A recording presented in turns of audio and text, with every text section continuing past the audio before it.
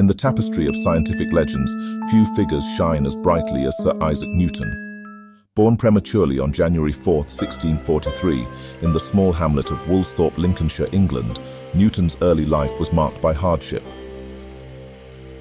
His father had passed away 3 months before he was born, and his mother remarried, leaving him in the care of his grandmother. This troubled upbringing did little to hint at the genius he would become. Newton attended the King's School in Grantham, where he showed an early prowess for mechanical tinkering. His mother, hoping he would become a farmer, pulled him out of school. Fortunately, his uncle recognized his academic potential and enrolled him at Trinity College, Cambridge, in 1661. Here, Newton immersed himself in the works of René Descartes, Galileo Galilei, and Johannes Kepler, laying the foundation for his groundbreaking contributions.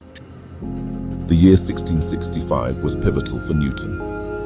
Cambridge closed due to the Great Plague, and Newton returned to Woolsthorpe. During this period of isolation, he formulated his theories on calculus, optics, and the laws of motion and gravitation. The famous story of the apple falling from a tree and sparking his thoughts on gravity likely occurred during this Annus Mirabilis, or Year of Wonders. Upon returning to Cambridge in 1667, he was elected a Fellow of Trinity College. By 1669, at just 26, he became the Lucasian Professor of Mathematics. Newton's early work involved the study of light.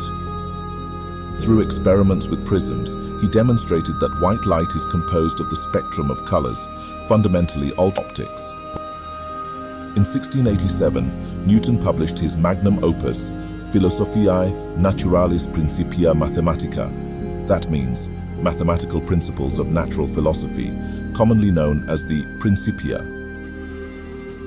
This work laid down the 3 laws of motion that underpin classical mechanics and established the law of universal gravitation.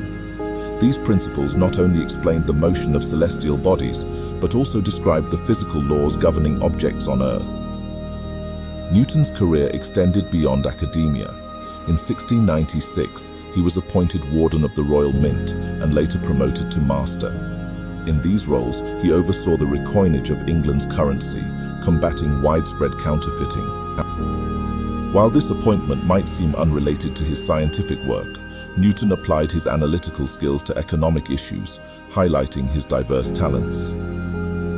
Despite his accomplishments, Newton's life was not without personal challenges.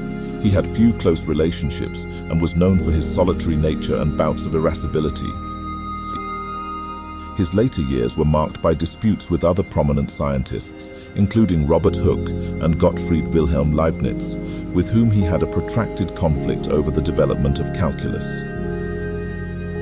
Nevertheless, Newton's contributions were internationally recognized. He was knighted by Queen Anne in 1705, becoming Sir Isaac Newton.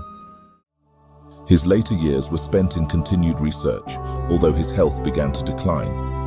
On March 31, 1727, Newton passed away.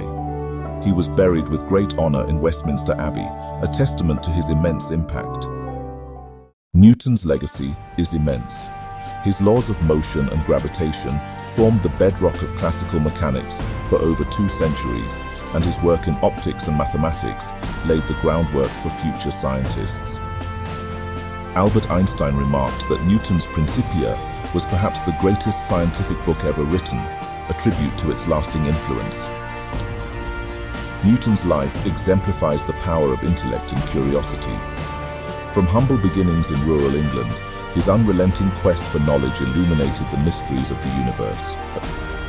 Sir Isaac Newton remains a monumental figure in science, echoing through the ages as a paragon of human potential and ingenuity. Who's the next genius you want us to uncover? Drop your suggestions in the comments below.